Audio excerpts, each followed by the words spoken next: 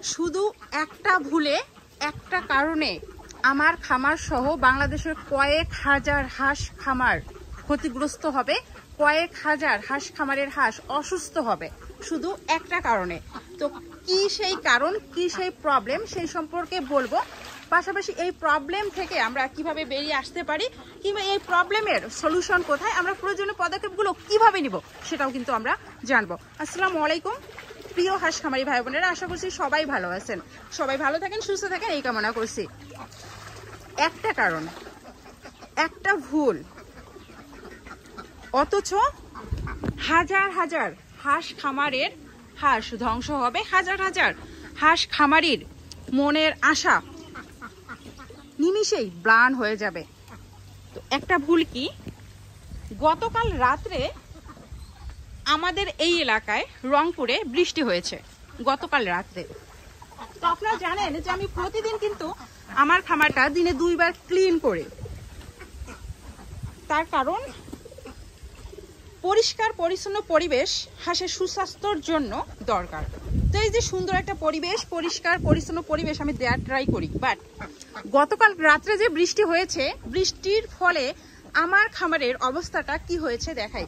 প্রতিদিন এখানে যেহেতু হাঁসগুলো বিচরণ করে, তাই এখানে স্বাভাবিকভাবেই হাঁসের মল লেগে থাকে, স্বাভাবিকভাবে এখানে ময়লা লেগে থাকে। তো প্রতিদিন আমি 2 বেলা করে পরিষ্কার করি, একবার সকালে একবার বিকালে। তো গতকাল বিকালে আমি পরিষ্কার করেছি, বাট আজকে সকালে উঠে এসে যে আমি হাঁসের খামারটা পরিষ্কার করব, এর কোনো ক্যাপাসিটি পাইনি। কারণ দেখতে পাচ্ছেন যে গতকাল রাত্রে ঝড় বৃষ্টি হয়েছে, বৃষ্টি কিংবা ঝড়ের ফলে উপরে পাতা পড়েছে, এই পাতাগুলোও কিন্তু পানি এবং কাদা দিয়ে একাকার হয়ে আছে।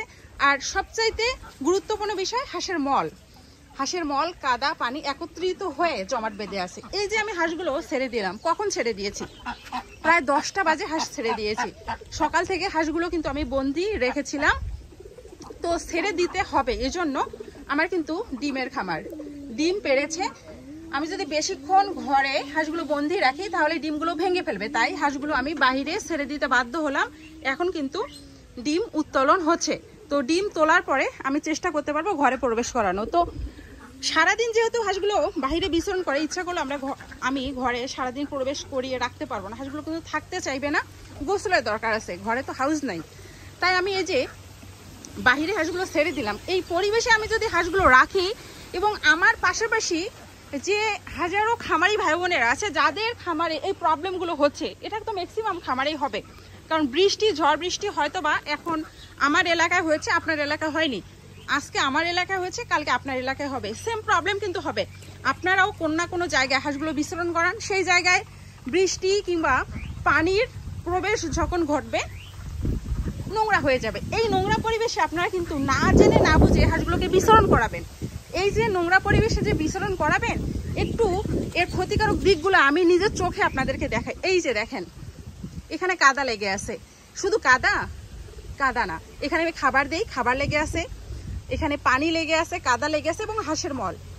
হাঁসগুলোর কিন্তু একটা বাজে স্বভাব আছে, এই যে কাদা কিংবা নোংরায় বেশি মুখ দেয়, এবং এই নোংরাতে মুখ দিয়ে এখানকার খাবার কিংবা এই নোংরাটা খাওয়ার চেষ্টা করে। যখন এই খাবারটা খাবে, দীর্ঘক্ষণ এই নোংরা পরিবেশে থাকবে, এদের পেটে কিন্তু অজীর্ণ সৃষ্টি হবে। আর এই অজীর্ণ থেকেই হাঁসগুলো নানাভাবে অসুস্থ হবে এবং নানাভাবে ক্ষতিগ্রস্ত হবে।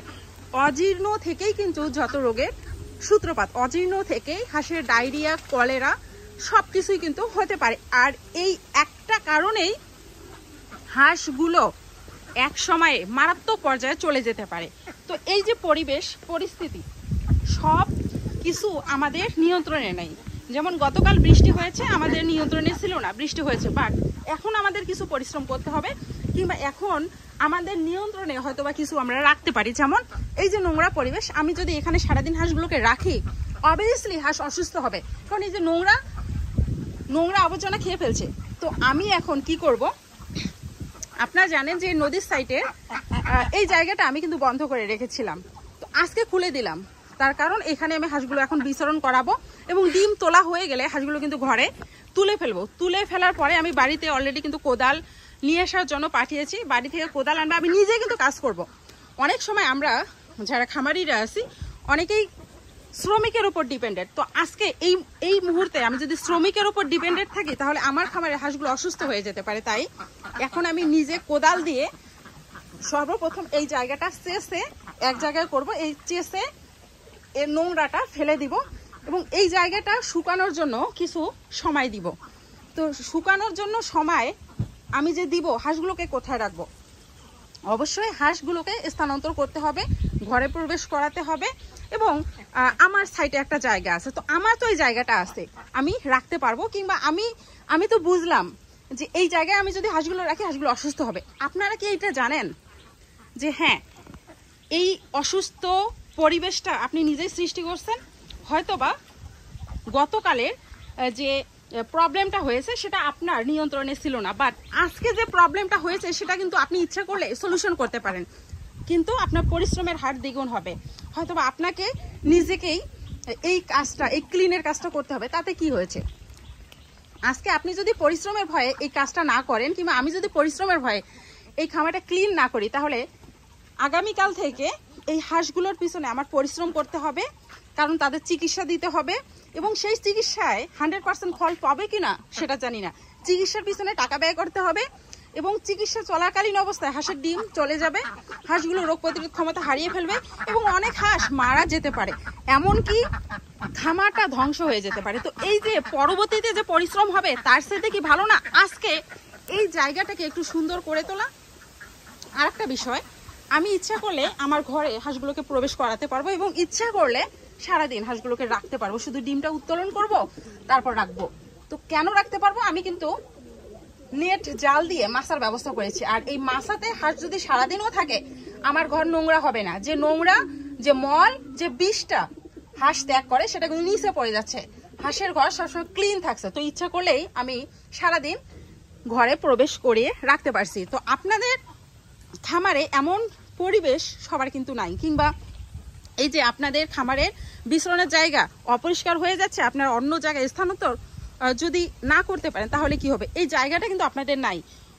আবার আপনারা যে বাহিরের এই জায়গাটা পরিষ্কার করবেন, হাঁসগুলোকে আপনি ঘরে প্রবেশ করাবেন, আপনার ঘরটাও কিন্তু ঠিক নেই। অনেকেরই ঘর একেবারে মেঝেটা মাটির এবং মেঝেতে এত অপরিষ্কার যে বাহিরের চাইতে তার ঘরের নোংরার পরিবেশ কিংবা নোংরার পরিমাণটা অনেক বেশি।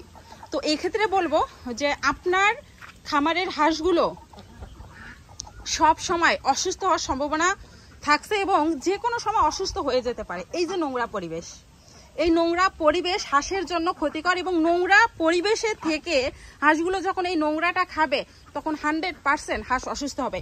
অনেকেই মনে করেন যে হাঁসকে আমরা শুধুমাত্র ভ্যাকসিন করব, হাঁস সুস্থ হয়ে যাবে। না, ভ্যাকসিন কোনো সমাধান নয়।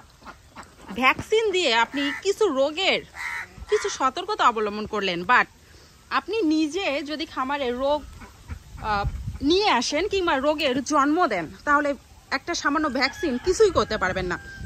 তো সব সময় আমাদের চেষ্টা করতে হবে খামারটা ক্লিন রাখার, সব সময় চেষ্টা করতে হবে হাঁসের বিচরণের জায়গাটা ছায়াযুক্ত স্থানে রাখার, আর সেখানে যেন আলো বাতাস চলাচল করে।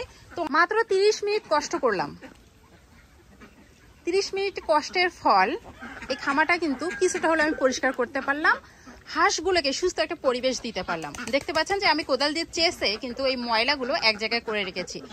এই 30 মিনিট আমি যদি কষ্ট না করতাম তাহলে সারাদিন হাঁস অসুস্থ পরিবেশে থাকতো এবং হাঁসগুলো অসুস্থ হতো।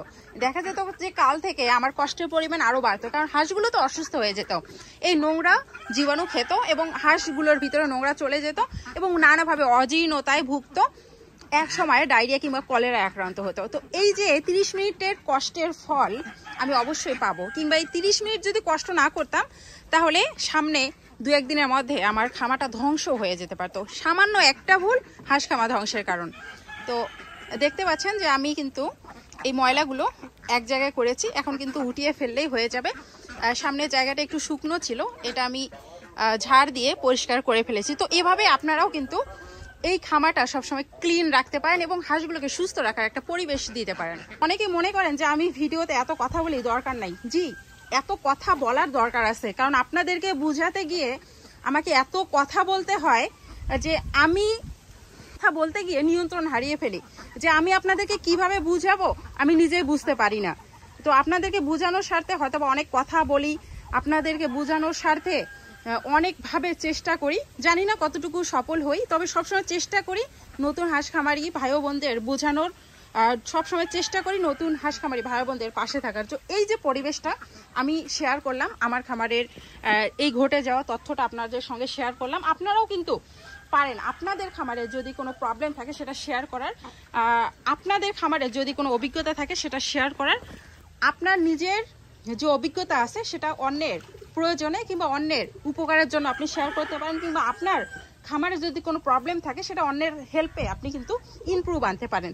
তো একটা কথাই বলবো, আমরা যারা বদ্ধভাবে হাঁস পালন করছি সবসময় আমরা চেষ্টা করব হাঁসকে সুন্দর একটা পরিবেশ দেওয়ার, পরিষ্কার একটা পরিবেশ দেওয়ার, এবং হাঁসের ঘর সবসময় যেন ক্লিন থাকে, হাঁসের মল থেকে হাঁসকে দূরে রাখতে হবে, এবং 50% রোগ হাঁসের মল থেকে হয়। তাই বি কেয়ারফুল। এবং আমার খামারের এই ঘটনা, আমার খামারের এই পরিবেশ পরিস্থিতি থেকে আপনারা অবশ্যই নিজে কিছু শিক্ষা লাভ করবেন। এবং অবশ্যই এই ভিডিওটা আপনি যদি মনে করেন যে আপনি এই ইনফরমেশন পেয়ে উপকৃত হয়েছেন কিংবা এই ইনফরমেশনটা আপনি আপনার খামারে কাজে লাগবেন, তাহলে নিজ স্বার্থে আপনি ভিডিওটা শেয়ার করবেন, এবং শেয়ার করার পরে একটা কমেন্ট করবেন যে আপু আমি শেয়ার করেছি আমার নিজ দায়িত্বে। এবং আপনাদের মূল্যবান মতামত অবশ্যই আমি কমেন্ট বক্সে দেখতে চাই।